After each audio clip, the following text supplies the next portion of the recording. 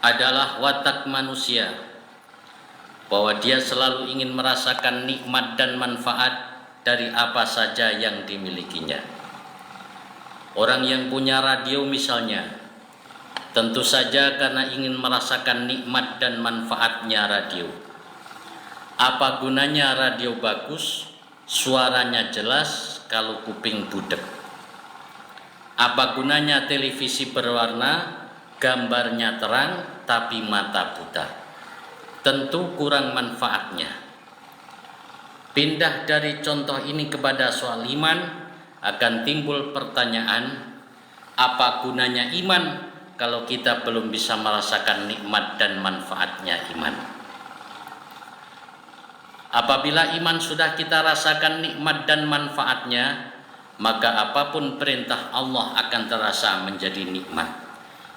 Iman memerintahkan kita untuk sholat, sholat itu nikmat. Allah memerintahkan kita untuk puasa, puasa itu nikmat. Allah memerintahkan kita untuk berjihad, jihad itu pun manis.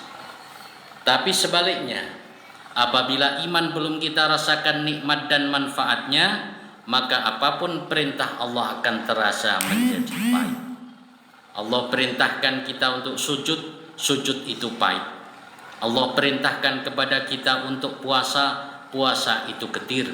Allah perintahkan kita untuk sedekah, sedekah itu berat. Allah perintahkan kepada kita untuk berjihad, jihad pun bukan alang kepalang beratnya. Maka untuk bisa merasakan nikmat, manis, lezat, serta manfaatnya iman dalam kehidupan, pada kesempatan ini saya akan menyampaikan satu hadis yang diriwayatkan oleh Imam Bukhari dan Muslim dari Abu Hurairah radhiyallahu an. Baginda Nabi sallallahu alaihi wasallam bersabda, "Thalathun man kunna fihi wajada halawatal iman." Ada 3 perkara, barang siapa memilikinya, maka dia akan bisa merasakan lezatnya iman. Jadi kalau kita punya 3 perkara ini, maka kita akan bisa merasakan nikmat dan manfaatnya iman. Tapi apabila 3 perkara ini belum kita rasakan nikmat dan manfaatnya, maka iman belum akan terasa nikmat kita rasakan, sehingga perintah Allah dan Rasulnya akan terasa menjadi berat adanya. Yang pertama adalah ayyakunallahu wa rasuluhu ahabba ilaihi mimma siwahuma, yaitu mencintai Allah dan Rasulnya di atas segala-galanya. Saudara-saudara, dalam hidup ini Allah cuma memberikan satu hati kepada kita. Dalam hati yang cuma satu itu tertanam sejuta rasa. Ada rasa senang, ada rasa sedih, ada rasa sayang, ada rasa benci, dan lain sebagainya. Dan dalam hati yang cuma satu itu ditanamkan rasa cinta. Cinta kepada alam dan seluruh isinya, dan itu adalah suatu hal yang wajar.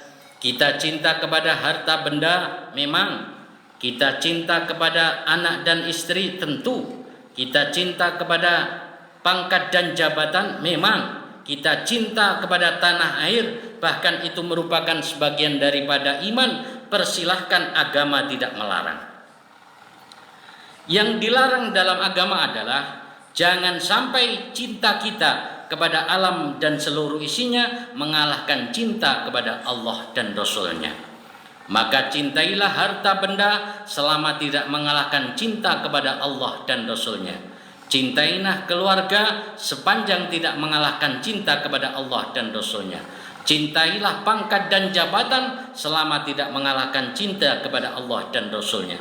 Kenapa demikian? Karena pengalaman mengajarkan bahwa cinta kepada alam dan seluruh isinya ini terbatas. Kita cinta kepada harta kita, terbatas tidak?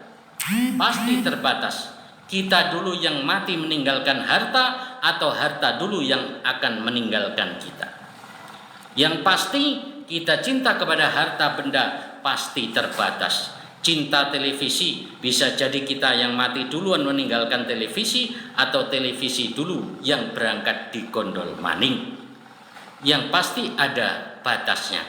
Maka kepada sesuatu yang kita tahu persis ada batasnya, jangan sepenuhnya cinta kita berikan ke sana. Kepada Allah dan Rasulnya kita tahu cinta buat selama-lamanya. Lalu cinta kepada Allah itu bagaimana? Cinta Allah artinya cinta kepada Islam. Cinta kepada Islam adalah yang pertama sanggup hidup mengikuti dengan aturan-aturan Islam. Itu cinta kepada Islam. Kemudian yang kedua, siap berjuang dan sanggup berkorban untuk kepentingan Islam. Ini yang pertama. Maka kalau orang yang tidak mau berjuang dalam Islam, artinya tidak ada cinta kepada Islam.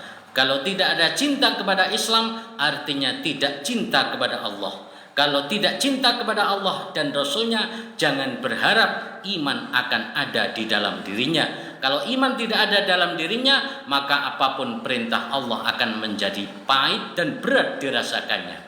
Walaupun nampak ringan, sholat cuma 5 menit saja, tapi kadang lebih berat daripada memikul beban yang begitu berat, bahkan berkintal-kintal sekalipun.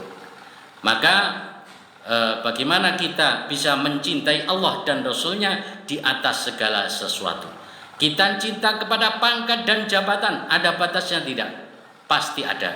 Apalagi di dalam jabatan itu, pangkat walaupun tadinya pangkatnya rendah, golongannya rendah, nanti naik nanti. Kalau dalam TNI sampai jenderal, setelah jenderal tidak ada pangkat lagi, akhirnya pensiun. Setelah pensiun, maka nanti pangkat selanjutnya adalah almarhum.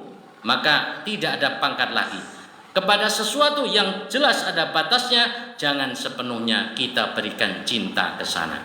Ini yang pertama, untuk bisa merasakan nikmatnya iman adalah dengan mencintai Allah dan Rasulnya di atas segala-galanya.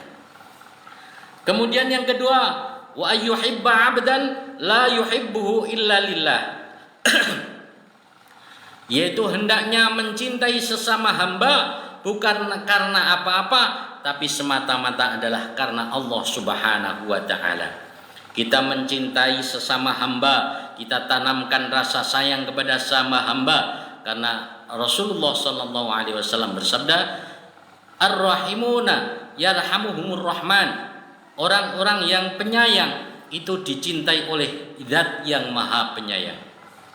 Irhamu man fil ardi yarhamukum man fis sama. Sayangilah penduduk bumi, maka penduduk langit akan menyayangimu. Oleh karenanya, bagaimana kita sayangi sesama hamba bukan karena hartanya. Kenapa? Karena kalau kita cinta karena harta, sebentar saja. Kita cinta kalau dia dalam keadaan kaya raya, tapi kalau jatuh miskin, jatuh bangkrut, maka habis cintanya sampai segitu. Apalagi orang sekarang ya, kalau ada orang kaya semua ngaku saudara, yang baru kenal katanya ngaku keponakan, ngaku Pak D dan sebagainya. Tapi ketika dia jatuh miskin, lalat pun tidak mau mendekat. Nah, rupanya lalat sekarang juga tahu ini potongan orang bangkrut, kan gitu ya. Maka mencintai sesama hamba semata-mata adalah karena Allah Subhanahu wa taala. Di antara orang yang nanti akan mendapatkan perlindungan Allah, yauma la dhilla illa dhilluh, pada hari tidak ada perlindungan kecuali perlindungan Allah, adalah rajulani tahabba fillah ijtama'a fillah waftaraqa alaih. Yaitu orang-orang yang bertemu, dua orang yang saling mencintai karena Allah, bertemu dan berpisah karena Allah Subhanahu wa taala. Kenapa? Karena kalau kita cinta karena harta, ya sekarang kita cinta, tapi kalau dia sudah miskin, habis cintanya sampai di situ. Cinta seseorang karena cantik atau tampangnya, sekarang cinta, tapi tunggu 40 tahun, 50 tahun lagi cinta habis karena tampan dan cantiknya sudah hilang. Maka mencintai sama hamba hendaknya semata-mata adalah karena Allah Subhanahu wa taala. Ketemu di masjid tambah sayang, ketemu lagi di tempat ibadah lainnya, itu adalah cinta sesama hamba semata-mata karena Allah. Mudah-mudahan ada pada diri kita. Kemudian yang ketiga, untuk bisa merasakan nikmat dan manfaatnya iman dalam kehidupan adalah wa ayyakraha ayyauda fil kufri. benci kembali kepada kekufuran.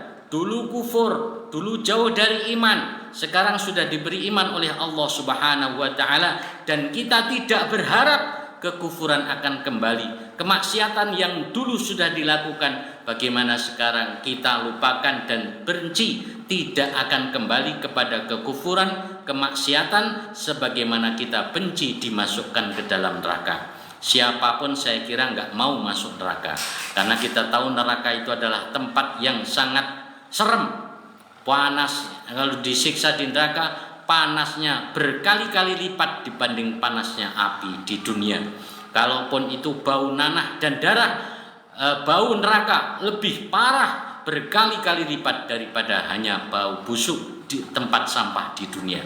Oleh karenanya, bagaimana kita benci kembali kepada kekufuran, sebagaimana kita benci dimasukkan ke dalam neraka. Mudah-mudahan 3 perkara itu tadi ada pada diri kita, sehingga apabila 3 perkara itu ada pada diri kita, maka kita akan bisa merasakan nikmat dan manfaatnya iman. Apabila nikmat dan manfaatnya iman dapat kita rasakan, maka apapun perintah Allah akan terasa menjadi nikmat, dan kita akan menjadi orang-orang yang diridhoi Allah dunia dan akhirat.